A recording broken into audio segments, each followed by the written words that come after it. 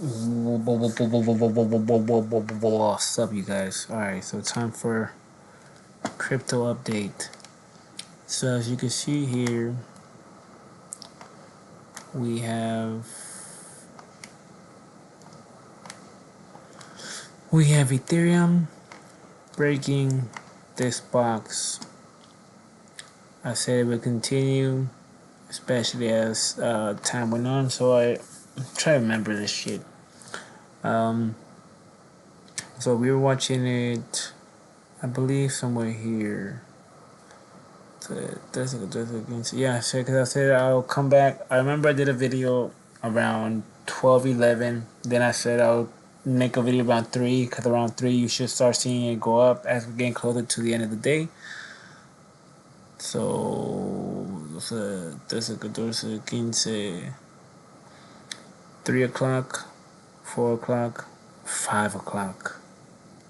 You see how 5 o'clock you had that big push on up? Because again, they had to hit certain price, close certain price for the market to continue with that pattern or that rhythm, algorithm, whatever the hell it is. Then once we get to the edge from right here, it's from 5 to 9.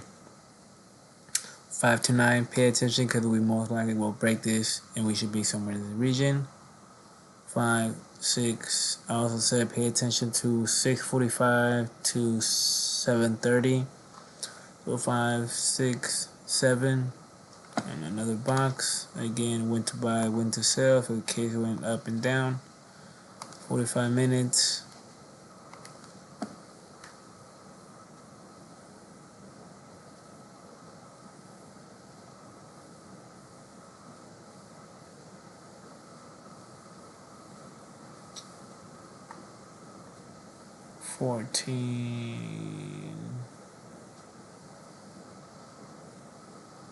Oh, 15, 5 in the reopen right here. Where did that change? Oh, 5 o'clock right here. Okay. 5 o'clock right here. My bad. But the fact that we end up moving on up and still holding this price range here, and then 5 o'clock, 6 o'clock. So 6 o'clock, 7 o'clock, and I said to pay attention between what again? 6:45 and 7:30. 6:45, 7:30.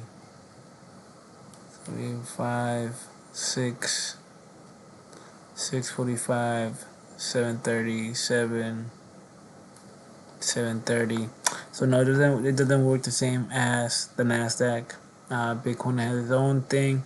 Normally with the Nasdaq SPX, you have that time in between. It's normally 11:45, 12:30.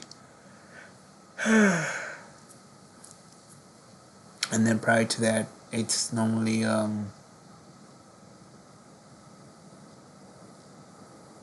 7:45 to 8:30 in the morning.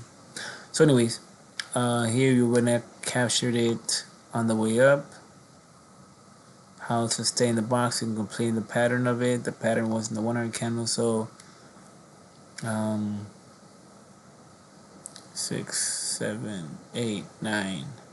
9 is important. 9 is important because 9 is when we close a forward candle. This 9 could have broken this pattern right here, fell on down here, and just went back. The fact that it gave you either your resistance, support, or something to pay attention to, especially when you create these boxes.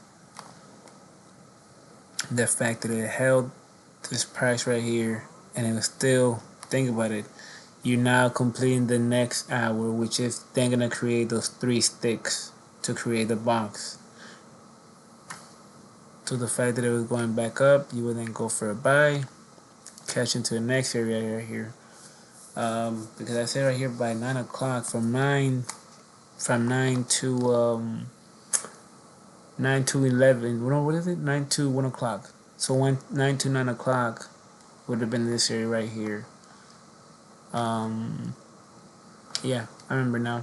We're gonna have a hard time breaking out of this and hitting here. I said by 5 in the morning we should be up here above, or by here at least. And we're just gonna have a little bullshit time here. And as we go to the nighttime, you may see it come down here, but as we get closer to the opening time, you should some see it breaking, or you should just see it stuck in here in this region, trying to break on up. Especially now that we broke this 50 Fibonacci 2-hour candle that I told you guys we're gonna have a hard time passing, and we know it's. So what it's most likely gonna do is come down, test this 50% right here, create enough support, and go back up, or like I said, it's just gonna maintain its upper region, trying to break this and close here by 5 in the morning. Just technically up here, whatnot. Let me see, what was this? Oh, that's why, because this was one big box. So it'll give you your 2 candles for resistance, your 1 candle for support. After that, you have you box it up, and then as the market broke down, see how they divide into sections. Seeing the struggle they had in this area, I knew that breaking this box would then be a signal for a buy to then complete this fully box right here. That normally completes clear, but this one obviously had some trouble right here, but still obviously was telling you, hey, the moment we come out here, especially with time and everything, we're gonna continue going on up. There you have it. So let me mark these candles first up. We close the day here. This 8-hour candle is about to close, which is good.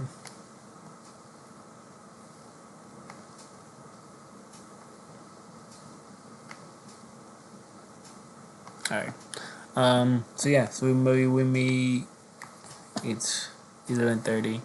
We're most likely either gonna come down here, maybe just wick and close up here, create support in this region and going up, or we're gonna get stuck here, just little faking it, but just staying here stuck and go back up, completing this box right here,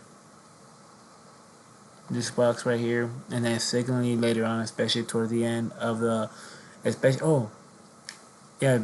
towards the end from like 1 to 3 o'clock, you should definitely start seeing it here to complete the box. And this box where you see it up here, and they'll be wanting to shoot on up, especially how strong it's pushing up right now and everything. It's obvious that the goal for this week is getting this area right here in the WRF area. And then also I'll say as Ethereum continues to go on up and still just maintain that pattern, maintain that rhythm upwards. Still inside the box, doesn't matter, but as long as it continues with that pattern, you're gonna see the same with Bitcoin.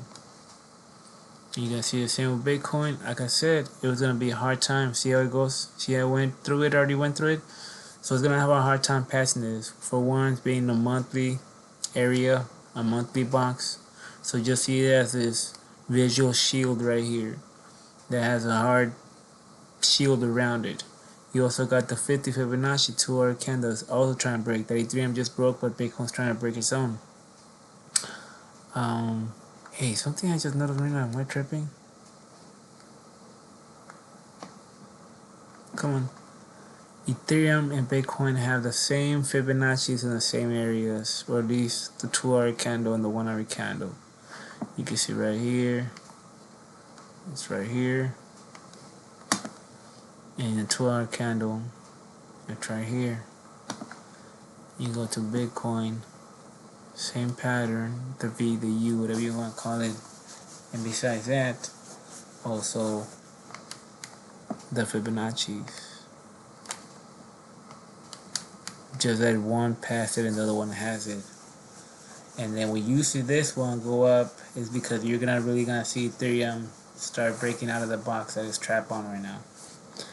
But it's gonna have to be as we get closer to 12:15, 12:30, you should see some more bullish action for Bitcoin. And even though Ethereum starts going up, you may not really see maybe Bitcoin shooting up hard. But I believe as we get closer then to 3 o'clock and Bitcoin's still doing what it's doing, then you're gonna see Bitcoin shoot above this area right here. and either close the day here or shooting up and close in this area at 5 a.m. Either here 5 a.m. or somewhere here at 5 a.m. or 5 a.m. be a strong push on up. Um, and if not 5 a.m., you still got the rest of the 12 hours that gonna be left after 5 a.m. tomorrow. So just remember that after 5 a.m. tomorrow, you're gonna have 12 hours left for Bitcoin to do what it has to do for this week. So it's very important because then that's gonna be the last 12 hours of the whole week. So it's very important for Bitcoin to do the move that's going to want to do, because after that, then it has to reset, not reset, but just go through the whole phase again. A whole. You got the market with its motions, you got the market with data, so all that moves also Bitcoin. This is what you gotta remember about Bitcoin. Then on the weekends, the market is closed, so nothing really moves the market. Nothing really moves Bitcoin. On the weekdays, you have the Nasdaq, SPX, Japan, all this shit moving Bitcoin. Think about it. And then on the weekends, you don't. So it has, like, it's able to go on with this pattern, go on with this. You know what I mean? That's the way I see it. That's why you gotta take advantage over the weekends, because the market just continues. Bitcoin just continues doing with its own pattern. However the hell was created to do its thing. Whoever is moving this, it continues without being disturbed. Then the market opens. That's what makes Bitcoin go over the fucking place, up and down, especially with this crash. What a coincidence that, what was it? It was this last Monday, right?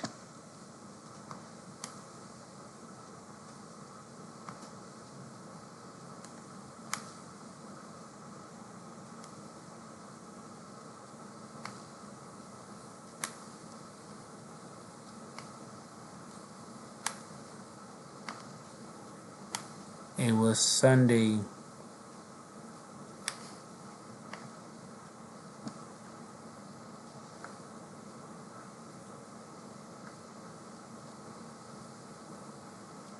Was it this 4th?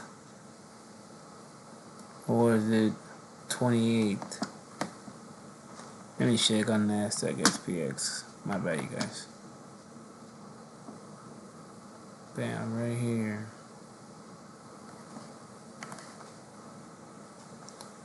Friday the 2nd. Friday the 2nd. And that's what broke the camel's back. Okay.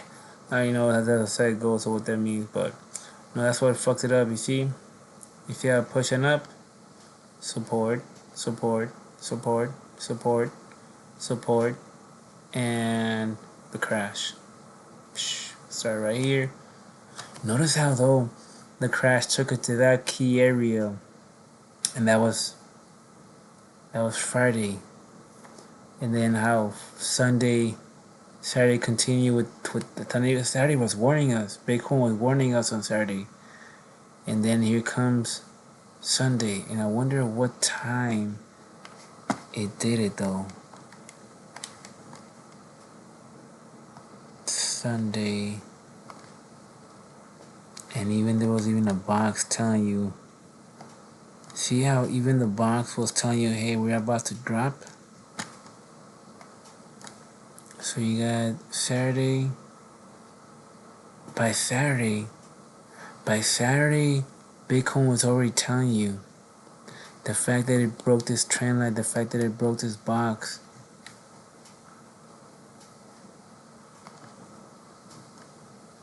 And even these candles right here, it's another box. I'm not even gonna put the candle, but it goes from here to here perfectly.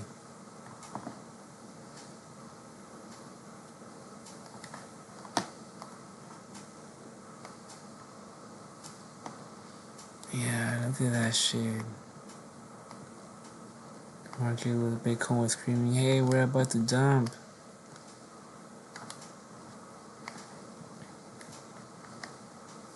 Damn, look. All this was telling you, hey, yo, we're about to dump. That was a week. That was a week five. That was a week closing day. Because for Bitcoin to be, and it started at Saturday at 1 p.m.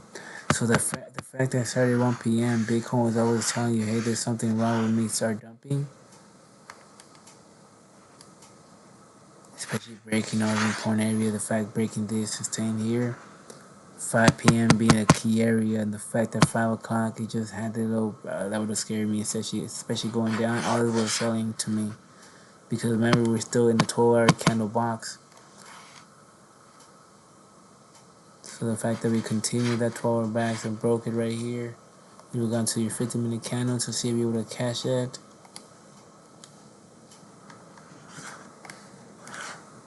Fuck yeah! Look at my bad. Look at that shit close right on that purple line, not completing the 12-hour candle. So you were seeing.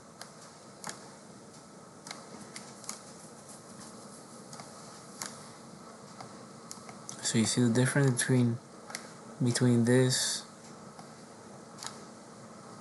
See, that's normal. That's normal. But this was here. It was telling you. So you complete your two support, your row resistance. Remember with these candles, it all depends. If it's coming up, it's gonna create 2 resistance, 1 support. Because you had your shoot on up or a stop that give you your first resistance. And then the next one that stopped, it did its thing and then came back down to it, continuing creating the second resistance. First one, this one, second from this candle. Now it's coming back in, and then from here, well, once it does whatever it does, and it still goes back in the same area. Now you have your 2 resistance and your 1 support, the one that came from the top, the second one that was created right now, and then how it closed. The fact that the next one goes back in and does whatever it does, then from there it will signal you at the end of the day or towards the end of it or whatever, whatnot. It'll complete the box. Would it be if it goes up, then it still lets you know, hey, if depending how the market is looking, whatever, whatnot, you would then look at the how many hours candle that was left for that box. If it was a 12-hour candle box, I would have then see what time it was and see, okay, if we do come back to this region, it's gonna complete this box and we're gonna go back down. On the opposite, if it yeah, same with this shit. If it goes back up and think about it, you had all day to shoot out of there. You had a lot of key areas, key times that it could have passed it. The fact that it was here for what, 36 hours almost? No, yeah, almost 36 hours. That was a big alarm, especially for it to at 5 p.m., which is when the day closes. For it to just do that, hell the fuck no. Selling big time right here, and then you would have had, and the market hasn't even opened here. So think about it. And think about it too. How Bitcoin is connected across the world. So if we did have that panic in Japan, Japan is connected to crypto. They sell it and all this and that. Imagine if they would have caught up to this shit and they start selling Bitcoin for whatever reason, and then that's what catches this, and then you still have the market to be open. 10 in the morning.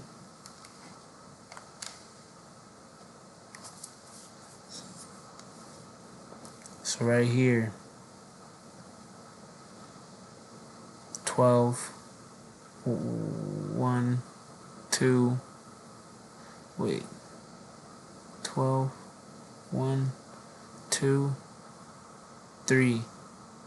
After 3 p.m., that's when the market opens. And look how it smashes down after that.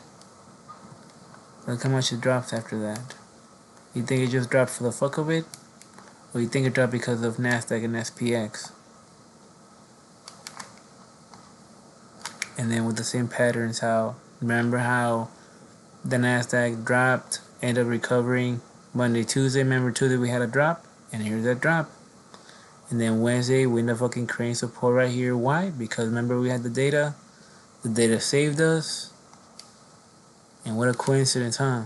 What a coincidence that Bitcoin followed, Ethereum followed too after that, right? It had the same patterns, right? The dropping on Tuesday, Wednesday night, the picking up on Thursday, and then with the help of Friday, good news, the market kept on continuing. And what do you know? Bitcoin did too. What a coincidence, huh? What a coincidence.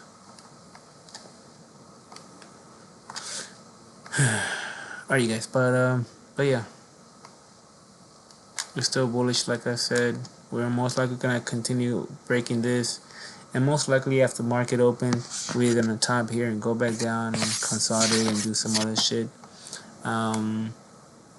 Or come up here, bullshit here, but just get stuck here, maybe come back down because again the market's gonna open, so Bitcoin's gonna synchronize again to the market. Alright, this is Brian Seacrest signing out.